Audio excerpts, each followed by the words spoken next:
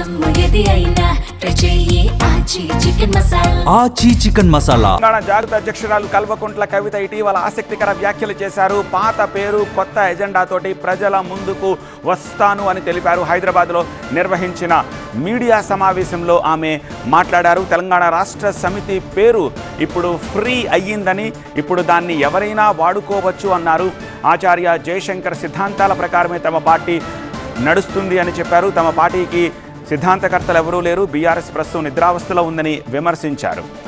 కవిత comments నేపథ్యంలో కేటీఆర్ చేసిన వ్యాఖ్యలు ఇప్పుడు ప్రాధాన్యత సంతరించుకున్నాయి. దీనికి సంబంధించిన మరింత సమాచారం అందించేందుకు మా ప్రతినిధి రాకేష్ ప్రస్తుతం మనకి ఫోన్ లైన్లో సిద్ధంగా ఉన్నారు. రాకేష్, క్వైట్ ఇంట్రెస్టింగ్ పరిణామంగా దీన్ని చూడాల్సిన అవసరం కనిపిస్తుంది ఇప్పుడు.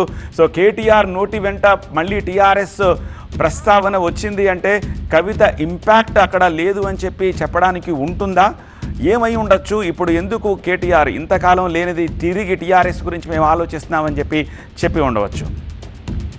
కేటీఆర్ కవిత వ్యాఖ్యలు కాసేపు పక్కన పెడితే మన టెక్నికల్ అంశాల గురించి అయితే ఖచ్చితంగా మాట్లాడుకోవాలి. ఒక పార్టీ పేరు మార్చిన తర్వాత ఆ పాత పేరు అవుతుందో అది 6 years వరకు ఫ్రీజ్ ఉంటుంది.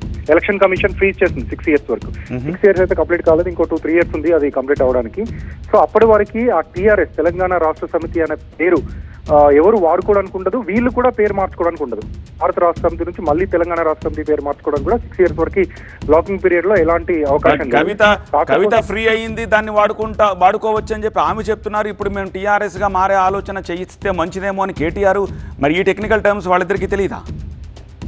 అదే అర్థం కాదు. అంటే టీఆర్ఎస్ వేరు, తెలంగాణ రాష్ట్ర సమితి. టీఆర్ఎస్ అంటే తెలంగాణ రాష్ట్ర సమితి అర్థం వచ్చేలాగా పూర్తి 3 పదాలు వచ్చేలాగా అయితే ఇవ్వడం కుదరదు.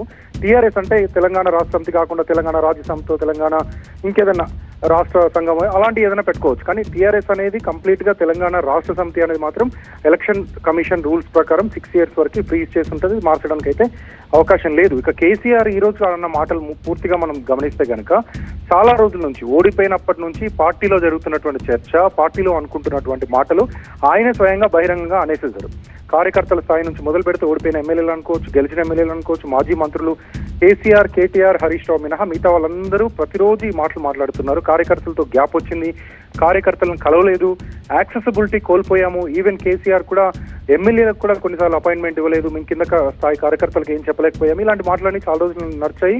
వాటినే ఆయనే బహిరంగంగా చెప్పినట్టుగా మనకు అర్థమవుతుంది. దాంతోపాటు టీడీపీ మోడల్ అనేది ఈ మధ్య కాలంలో పార్టీలో బాగా చర్చ జరుగుతుంది. టీడీపీ ఎలా ఆర్గనైజింగ్ గా ఉండేది, టీడీపీలో ఎలాంటి ఆర్గనైజింగ్ సెక్రటరీస్ కానీ లేకపోతే పార్టీ కేంద్ర కార్యాలయం, పార్టీ ఆఫీస్ లో ఎప్పుడు అవైలబుల్ గా ఉండేటువంటి నాయకులు ఉండేవాళ్ళు, ఎప్పుడు ప్రజల సమస్యలు, కార్యకర్తల సమస్యలు తీర్చడానికి అవైలబుల్ గా ఉండేవారు. అలాంటి విధానాన్ని కూడా తీసుకురావాలి. ఖచ్చితంగా పార్టీకి నాయకులు, కార్యకర్తలకి అవైలబుల్ గా ఉండాలి, పార్టీ ఆఫీస్ లో ఉండాలనేది ఈ మధ్య జరిగిన చర్చ. దాన్ని కూడా చేయబోతున్నారు. శిక్షణ తరగతులు కూడా త్వరలో పెట్టబోతున్నారు.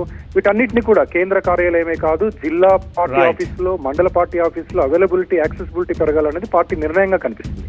ఆల్ రైట్, ఈ పార్టీ పేరు మార్పు వ్యవహారానికి సంబంధించి చిట్చాట్లో మాట్లాడారు కాబట్టి రేపు మీడియా ముందు ఆయన బాహాటంగా ఏం చెప్తారు, లేకపోతే ఏదైనా సోషల్ మీడియా ప్లాట్ఫామ్ మీద ఏదైనా చెప్తారా? We have to wait and see. Thanks for the updates Rakesh.